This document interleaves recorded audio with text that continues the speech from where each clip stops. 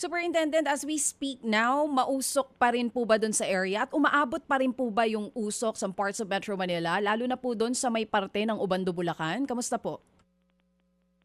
Kagabi po dahil nag-pull out yung personnel natin dahil lumakas ang hangin kagabi, no? Sa pangunguna yan ng ating District Fire Marshal doon ni Senior Superintendent Carbonell at kakatuwang yung City Fire Marshal na si Fire Superintendent Andiso. Dahil nga po medyo delikado sa ating personnel ay bumalik sila sa land, no? At yung hangin ay nagdulot na naman ulit ng oxygen or nag-trigger to ignite again yung mga baga sa ilalim na nagkaroon ulit ng apoy.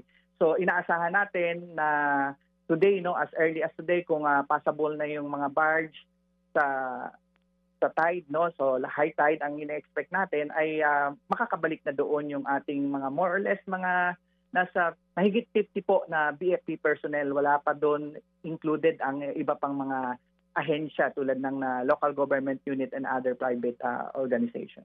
Mga kapatid, para sa iba pang mga balita at impormasyon, sundan niyo po kami sa X, Instagram, Facebook at syempre sa TikTok, True Network PH. Mag-subscribe din po kayo sa aming YouTube channel, True Network. May website din po tayo, truenetwork.ph, at pwede nyo rin po kaming mapanood sa Channel 19 ng aming True FM TV. Lagi pa rin makinig sa radyo dito po sa 105.9 True FM dahil dito, lagi po sa'yo, kapatid. Ito tayo sa